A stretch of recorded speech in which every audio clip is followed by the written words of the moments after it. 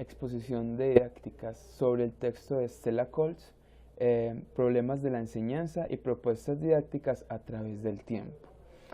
A mí me tocaron dos temas o dos partes de este texto y es interacción social y dinámicas grupales en el seno de la enseñanza escolar y tendencias recientes en el pensamiento didáctico.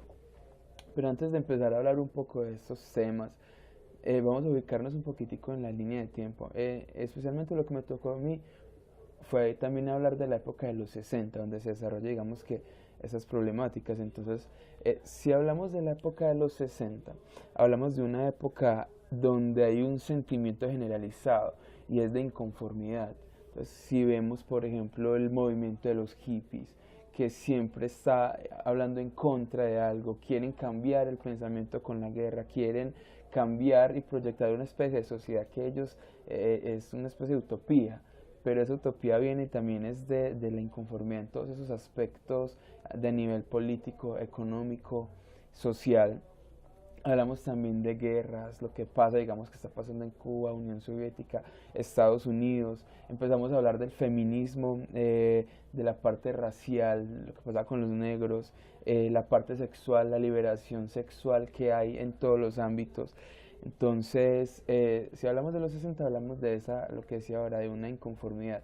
Entonces, obviamente, esta especie de inconformidad tenía que permear también la parte pedagógica. Bueno, la crítica también que se da en esta época, que es referente también a lo pedagógico, tiene que ver con disciplinas como el conductivismo, que lo que querían era enfocar al niño o hacer una especie de robot, o trabajar la psiquis, o no darle libertad más bien al pensamiento creativo, sino que era encaminarlo hacia un propósito, hacia un fin, sin darle la oportunidad de haber ramificaciones. Entonces la crítica fuerte es hacia este tipo de pensamientos también, y eso es lo que los teóricos de la época quieren huir o cambiar o formar nuevas tendencias. Más que huir es reformar, ¿cierto?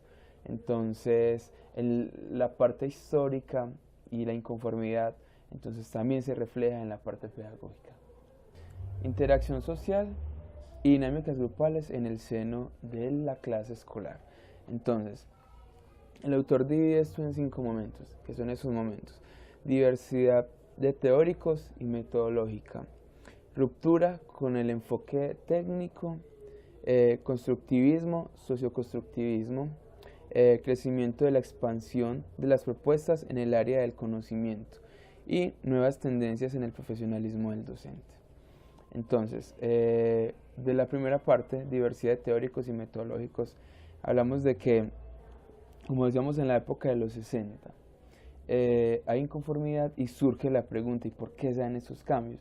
Entonces los cambios en lo pedagógico se dan por la insatisfacción de los teóricos en cómo se pensaba la educación en esos días. Hablamos de el conductivismo, que se basaba en test, en aislar valores, logros, en la comprobación por hipótesis. O sea, yo te doy a vos una ecuación o un texto o lo que sea, y solo hay un camino para llegar allá, no pueden haber otros caminos. Entonces, ¿qué pasa en esta época? Este tipo de pensamientos es abandonado por una orientación más interpretativa, permitiendo que el área escolar se convierta en una especie de laboratorio para los investigadores. O sea, si miramos los pequeños grupos, como vamos a hablar más adelante, si miramos y si somos conscientes de que el seno escolar hay una diversidad tan grande, porque estamos hablando de niños que vienen de diferentes familias, diferentes espacios, diferentes estratos sociales. Entonces, lo que hacen, digamos que los teóricos en esta época, es mirar esa parte, como toda esta especie de caldo probiótico, hablando de los niños como lo que se va a desarrollar, me da a mí un poco de información y de ideas, y de ellos mismos yo creo que proponen este tipo de pensamientos. Los teóricos lo que hacen es investigar esto, darse la oportunidad de escuchar a los niños y crear nuevas, digamos que, propuestas a partir de lo que los mismos niños yo creo que están generando. Entonces, ¿qué pasa en estos campos empiezan los investigadores etnógrafos, se le empiezan a dar cabida a estos autores. Entonces ya no hablamos de una pedagogía objetiva como tal, sino subjetiva. Se cambian los roles y los pensamientos, ¿cierto? Entonces, en este nuevo enfoque, el pensamiento en el salón es un laboratorio donde nada es previsto. Entonces, a mí me ha pasado en el salón, donde yo llevo una clase totalmente planeada. Y la pregunta de un niño me cambia el enfoque de la clase, me cambia la perspectiva, porque el interés de los niños es hacia la pregunta del niño. Entonces yo tengo dos opciones, una o ignorarla y seguir, y la otra es, bueno, dependiendo de lo que yo tengo y de la pregunta de este niño, cambio toda la clase, y de mis herramientas o con lo que tengo, cómo hago para resolverle primero la pregunta al niño, porque me ha pasado, y primero cómo construyo de ahí la clase también para mis niños. Entonces, esa es la opción que me da el nuevo pensamiento, ya subjetivo, es ir a la clase y esperar los niños cómo construyen la clase conmigo. Entonces, en este tipo de corrientes hay una cosa que se llama la interacción simbólica, que es el toma y dame. Me refiero, cuando hablamos también, cuando Freud y todo ese habla del cambio de roles, hablamos de que, por ejemplo, muchas veces el niño quiere ser el padre, ¿cierto? Entonces también hablamos de esto. El profesor a veces tiene que cambiar ese rol y decir, bueno, yo como profesor voy a ser el alumno. Entonces, a medida que yo hago ese cambio de roles y que me habla el texto, también me va a permitir a mí conocer y recordarme como alumno, que muchas veces yo no me recuerdo como alumno, y a partir de ahí pensar la educación. Bueno, un segundo momento, y es tendencias recientes en el pensamiento didáctico. Como decía al inicio, el autor divide esto en cinco momentos, por así decirlo. Entonces, el primer momento, vamos a hablar de la diversidad de teóricos y métodos en el pensamiento didáctico. ¿Qué pasa en este momento? Que coexisten diferentes enfoques teóricos. Si miramos esto, podemos observar que hay una gran masa de escritos y de textos que hablan sobre la pedagogía, sobre la didáctica, sobre el momento de la didáctica. ¿Por qué pasa esto? Yo creo que es que en esta época, aunque ya estaba la pregunta, yo creo que la pregunta estaba en muchas épocas, pero al menos en este tiempo se deja ver la pregunta epistemológica sobre la didáctica. Se habla sobre cómo mejorarla, cómo pensar los momentos, cómo responder a la pregunta epistemológica de la didáctica, cómo pensar la didáctica. Entonces vemos una gran afluencia de teóricos escribiendo sobre este tema. Entonces en este momento hablamos como de esa diversidad de teóricos pensando la didáctica.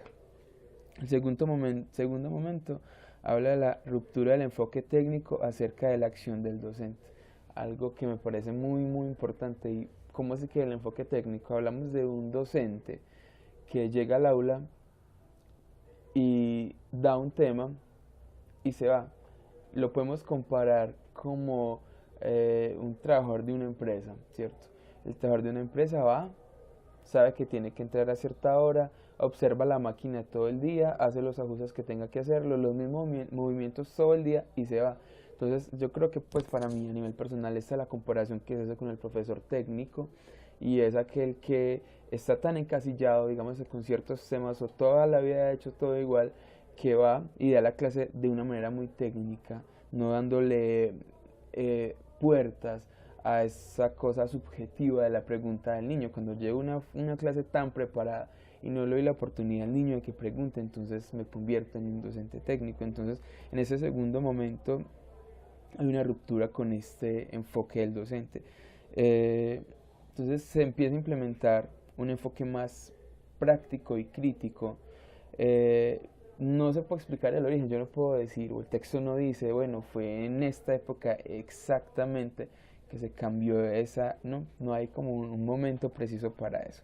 Entonces, pero este cambio tiene que ver con lo social, como veíamos al inicio, si hay una inconformidad a nivel social, entonces eso también se tenía que reflejar en la parte de lo pedagógico, y lo pedagógico pues me tiene que llevar a la pregunta epistemológica por lo didáctico.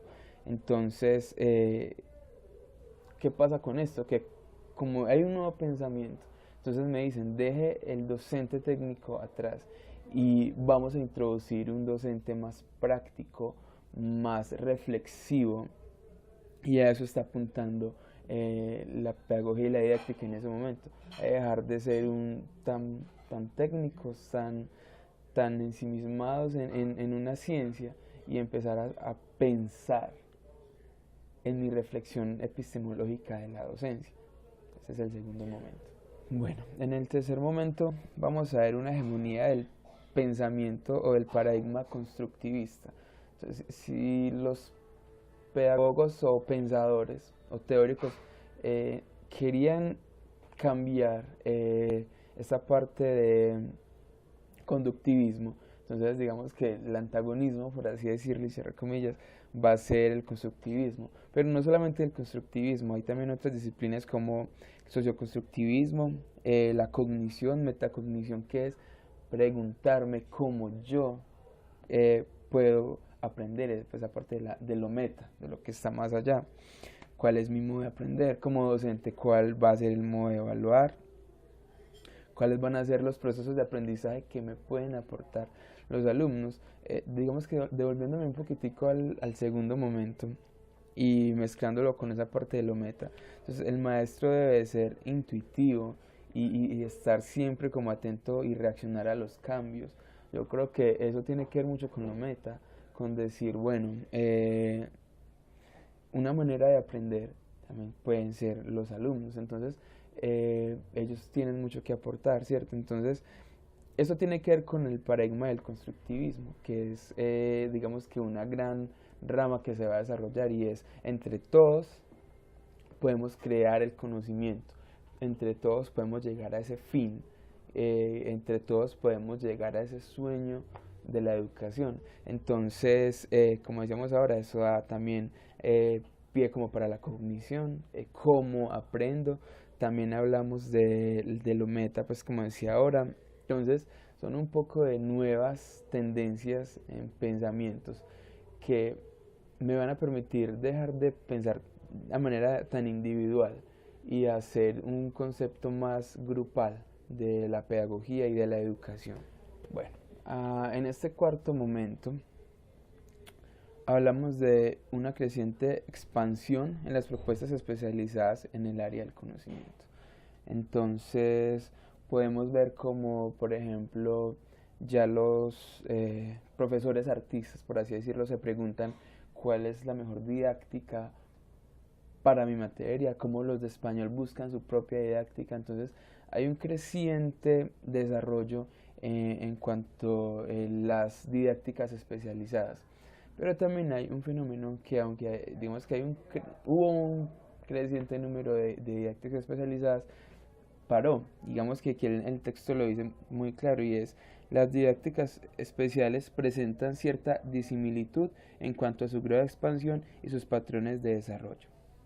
Entonces yo creo que ha habido un gran desarrollo en cuanto a estas didácticas especializadas, pero ha parado, digamos que su evolución. Entonces ya no hay más didácticas, ya no hay, digamos que una masa gigantísima de didácticas especializadas, sino que se desarrollaron estas que hay, y a partir de ahí se empezaron a desarrollar mucho esas didácticas especializadas. Entonces, por ejemplo, pues yo como profesor artista, como docente de artes, yo digamos que voy a mi colegio, y en mi colegio hay una biblioteca con muchos libros sobre didáctica del arte.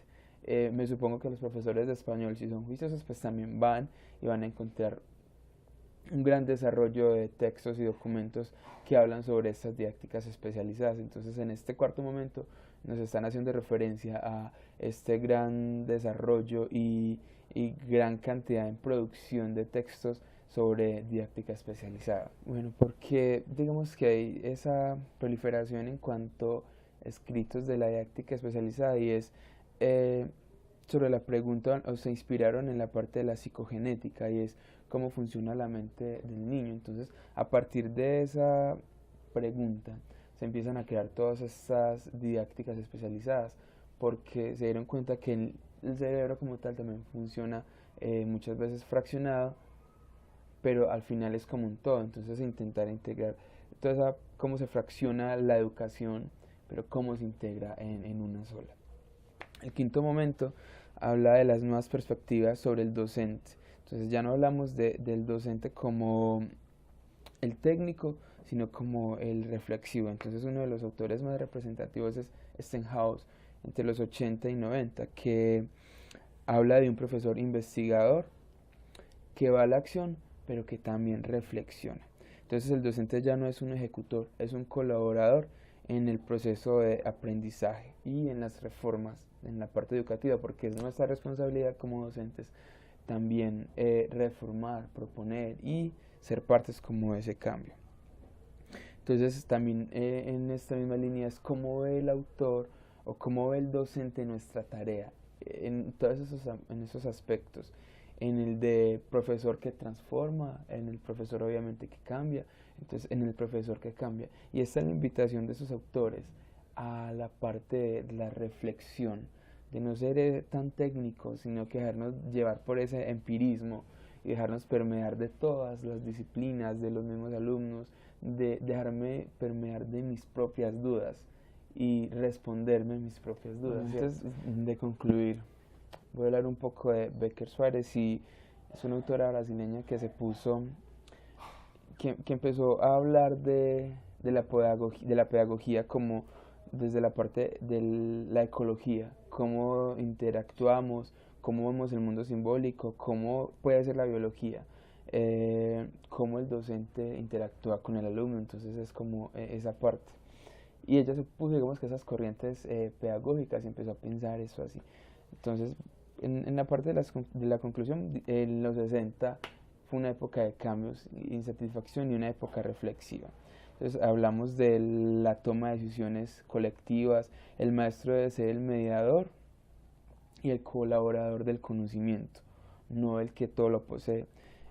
Hablamos de que la estructura del conocimiento debe cambiarse muchas veces por roles, debe ser dinámico, debe ser, yo me debo poner en el puesto del alumno y el alumno cambiar conmigo y permitirlo.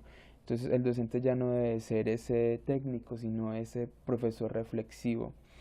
Debe desarrollar sus propios conocimientos, debe proponer sus propios pensamientos pedagógicos y didácticos. Entonces, la conclusión de todo yo creo que es a la reflexión, a entender esas corrientes pedagógicas y cómo las aplico, y a partir de ahí qué creo yo, y a ver el aula como un etnógrafo, cómo creo, cómo la entiendo y cómo valoro y cómo aplico y proyecto mi propio pensamiento didáctico.